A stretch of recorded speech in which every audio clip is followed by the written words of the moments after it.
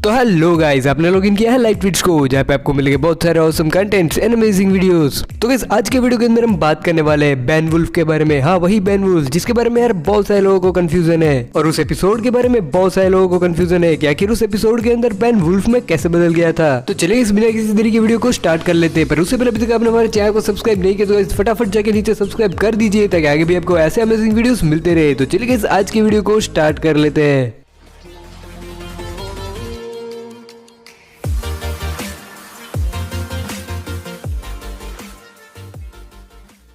So let's start. Guys Ben 10 classic series Ben 10 की one of the best series रही है, और हाँ सबसे पॉपुलर भी, क्योंकि बेन 10 की क्लासिक सीरीज के अंदर हमको पहली बार एक बहुत ही अलग टाइप का कंसेप्ट देखने को मिला, जो था ओमनिट्रिक्स का। साथ ही साथ इस सीरीज के अंदर हमको बहुत सारा एडवेंचर्स देखने को मिला, बहुत सारे अमेजिंग विलन्स देखने को मिले, और बहुत सारी नई नई एलियन टेक्नोलॉजीज देखने को मिली। और इसी की वजह से बेन 10 क्लासिक सीरीज हम बेन 10 फैंस को काफी ज्यादा पसंद आई थी। तो गाइस अगर आपने बेन 10 क्लासिक सीरीज को पूरा देखा है तो आपने बेन वुल्फ एपिसोड तो देखा ही होगा। हाँ, ये episode one of the best episode था बेन 10 क्लासिक सीरीज के अंदर, क्योंकि इसके अंदर हमको बहुत सारी नई नई चीजें, अमेजिंग चीजें देखने को मिली थी। और इसी एपिसोड के अंदर हमें ओमनिट्रिक्स के एक अमेजिंग फीचर के बारे में भी बताया गया है। लेकिन इस एपिसोड के बारे में बहुत सारे बेन 10 फैंस को एक कंफ्यूजन रह गया था कि इस एपिसोड के अंदर आखिर बेन 10 बिना ओमनिट्रिक्स का यूज किए ब्लिट्ज वुल्फ या फिर बेन वुल्फ में कैसे बदल गया था। और इस वीडियो के अंदर मैं ये भी आपको बताऊंगा कि आखिर बेन वुल्फ का नाम बाद में ब्लिट्ज वुल्फ क्यों रख दिया गया। तो बेन वुल्फ के बारे में अमेजिंग फैक्ट्स जानने के लिए इस वीडियो को एंड तक देखना। गाइस बेन वुल्फ एपिसोड के अंदर बहुत सारे मेजर इवेंट्स हमको देखने को मिले थे, जैसे कि हमें सबसे पहली बार इस एपिसोड के अंदर काई ग्रीन दिखाई गई, जो कि बेन 10 की फ्यूचर में वाइफ है। साथ ही साथ यहाँ पे वेस ग्रीन, जो कि काई के ग्रैंडफादर है, उनको भी दिखाया गया है, जिसमें यार वो एक लेबोन यानी कि ब्लिट्ज वुल्फर की स्पीशीज को एक पौराणिक प्राचीन क्रीचर येनाल्डोसी समझ लेते हैं। लेकिन बाद में उनको पता चलता है कि ये कोई येनाल्डोसी या फिर कोई पौराणिक क्रीचर नहीं है, ये एक एलियन है। और हाँ गाइस, वेस ग्रीन भी पहले मैक्स के साथ एक प्लम्बर हुआ करते थे। तो गाइस इस एपिसोड के अंदर दिखाया गया है कि जब वेयरवुल्फ बेन के ओमनिट्रिक्स को टच करता है यानी कि स्क्रैच करता है,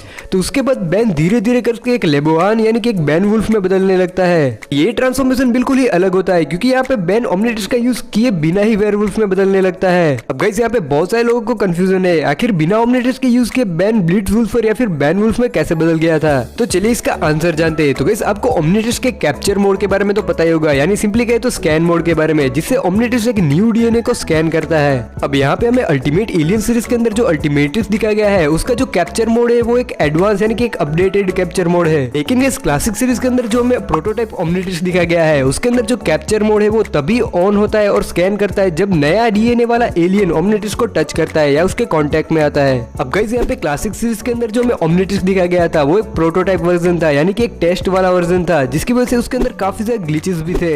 इस बेन वुल्फ एपिसोड के अंदर जब वेयरवुल्फ बेन के ओमनिट्रिक्स को स्क्रैच करता है, तब ओमनिट्रिक्स के अंदर ऐसा एक ग्लिच हो जाता है कि ओमनिट्रिक्स एक्टिव मोड और जो कैप्चर मोड यानी कि स्कैन मोड के बीच में अटक जाता है, जिससे क्या होता है कि वेयरवुल्फ का डीएनए धीरे धीरे करके बेन के बॉडी में एक्टिव मोड की वजह से जाने लगता है। इसी वजह से बेन धीरे धीरे बेन वुल्फ में ट्रांसफॉर्म होने लगता है। लेकिन आगे एपिसोड में फाइनली बाद में जब ओमनिट्रिक्स पूरी तरीके से वेयरवुल्फ के डीएनए को स्कैन कर लेता है, तो वापस से उसका कैप्चर मोड ऑफ हो जाता है और ओमनिट्रिक्स का सिंबल बाहर आ जाता है। बाद में जैसे ही ओमनिट्रिक्स की बैटरी खत्म होती है, बेन वापस से अपने नॉर्मल फॉर्म में आ जाता है। तो गाइस इसी ग्लिच की वजह से बेन वुल्फ में कन्वर्ट हो गया था। तो चलिए गाइस अब मैं आपको कुछ इंटरेस्टिंग फैक्ट्स बताता हूँ बेन वुल्फ एपिसोड के बारे में।